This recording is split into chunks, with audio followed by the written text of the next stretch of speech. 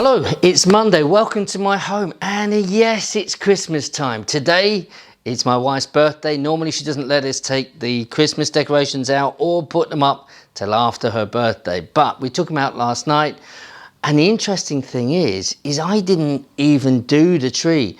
My daughter, who's 13 this month, big month, December for me, she put it all up. I just went out to the garage to get stuff. Probably my favourite thing of the decorations is the stag. It's something I really do like. It gets on the dinner table and stays there. I don't know what it is. But listen, on this video, I have two things I'm going to talk to you about. One property related, another thing which it really impacted me, something I saw the other day, and I'd like to share that with you. Anyway, I hope you enjoy this video. So today I'm going to talk to you about a couple of things. Look, first of all, it's about viewing properties and what you are actually looking at. And I'm always shocked with the things I hear from people who go and view properties. I do help them out and I recommend certain books, but they do that. But what I'm right in the process of now is writing a 12-point viewing guide to help people as they go in and look. But look, some of the things which, you know, flag up is just step back away from the property and look at the lines. That's first of all. Has anyone tried to cover things up? So for instance, sometimes you look in the garden or on the pathway and you can see where work has been done, but people just ignore it. They don't even look at it, and I don't know why. You should be asking your question, what has happened and what was done? So it could have been a collapsed drain or something, but find out information. Who fixed it? When was it done? And was there a report on it or a survey? These are things that you should have your eyes open and then speaking and getting the information from the agent. Really important, and this is your business. Other things, when you go in, is there moisture or insect damage or pests? You really need to do a bit of investigation. Now, on my viewings, I do pull and push some of the things. I'll lift carpets. I might go into the back of cupboards and wardrobes and under the sinks. I want to see what's going on. Now, here's the key one. Whoever puts their head up in a loft. Now, I can tell you, hand on heart, I do not like going in lofts, especially when they're the smallest hatches. Do you know the ones I mean? They really are small. And they're the ones I absolutely detest going in. But every single time, and my advice is go and buy one of those surveying ladders. They're quite small, you extend it up and you can go up into the loft and put your head inside. Number one rule, do not turn the light on first. You need to be able to look and see if you can see the sky or any light coming through the tiles. Secondly, when you do put the light on, take some photographs. Look, is it insulated? The amount of people that go up and look at the loft and then what they do is they take a little bit of knowledge, and a small bit of knowledge is dangerous because what they're looking at is the wood, the felt, the tiles, and just seeing if there's any damp or smells or things like this. And they come back and I say to them, so is it insulated? Oh, I don't know. Take some photographs. It is vital because then you're going to know what you're doing. Because look, in some of these things, there are actual grants available to you. But if you don't know, you're just going to, you know, it's going to cost you more money. So look, this is something which is dear to me. When you're viewing properties, I don't want to do surveys on every single property. On every property that I buy, I do a survey. So this is what really surprises me, that people will go and continue to pay for surveys, or especially when people have cash to buy, they make big mistakes because they think, oh, I don't need a survey, I can just buy it. I think I know. But what I'm amazed at is that people come into property investment and they want to know the numbers, but they don't want to invest their time in understanding what they're looking at, the bricks and mortar. If I said to you, look, the bricks and mortar alone, the colour of the mortar in between the bricks is telling you a story. It's telling you the compound of it, how it is made, how lasting of it. Is it sandy? Is it when you push your finger, does it come off in bits like small sand? All these things are giving you information about the property, and subsidence and cracking, and there's a whole host of things.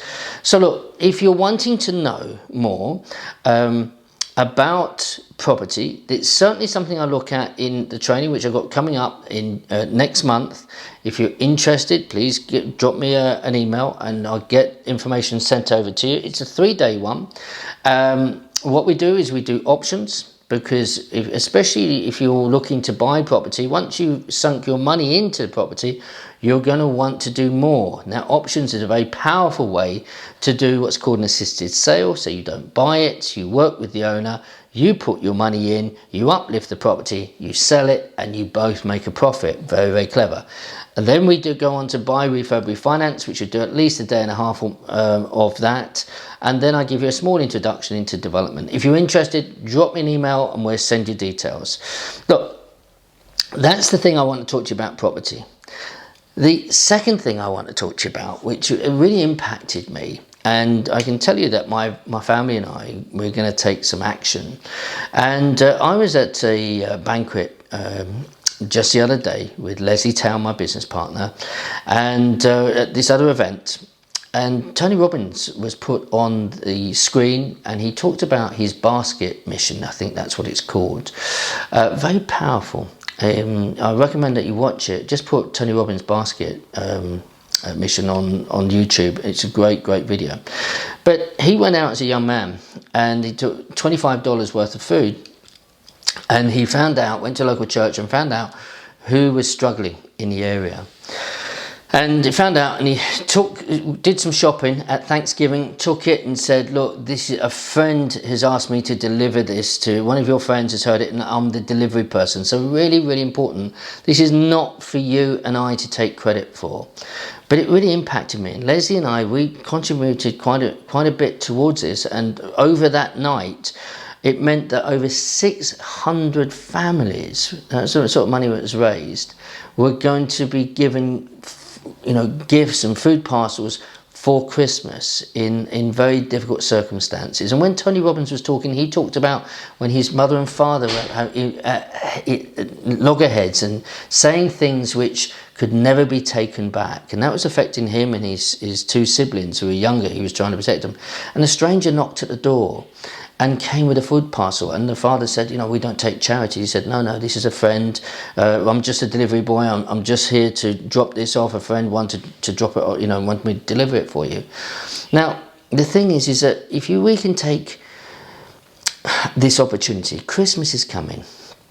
We've just done it. We've just spoken somewhere. I'm not going to say too much about it, but we found that there's a family, okay, where the husband has just walked away a few days ago, and she's at home with her children. So we're going to do something, but again, not for us. We're going to buy some things. We're going to go and say, look, someone's asked us just to drop this off for you, and that's it. Or we'll give it to someone else to drop off for them. So there's no credit whatsoever. But what an amazing project. Now, Tony Robbins wanted to get to 1 million. He's done that. Do you know he now does this to over 500 million families around the world. So look, my challenge, if you like, is if you could do that for one family this Christmas, one family, and what are we talking? 30, 40, 50 pounds. Go and do it. Find out someone who's in need. You can go to a local shop, a church or something, but do it yourself and just be the delivery person. Do you know there's no greater thing than giving? There really isn't. And with the amount that we spend on presents for each other, it's also almost obscene. And most of the things, let's be honest guys, most of the things we're not going to use. Okay, socks and pants, we use those. But there's a lot of stuff that we give and we don't even use it. It sits in a cupboard or in a drawer and we don't use it. So look, please let me challenge you. I'd love to hear your comments about that, if you can do it, and your successes, if you can feed that back to me, just especially if you've gone as a delivery person to see the faces. I have to say, if you watch that video, Tony Robbins, it fills you with tears in the way that it affected him. And if we're in a privileged position, let's be givers. So look, Please subscribe, share, especially share this video. Hopefully it will help reach more people, and leave your comments. I really want to hear those comments. We're setting up to do this probably about the 22nd of December, but I'd love to hear your comments. Listen, have a wonderful week, and I look forward to speaking to you next Monday. God bless you. Bye bye.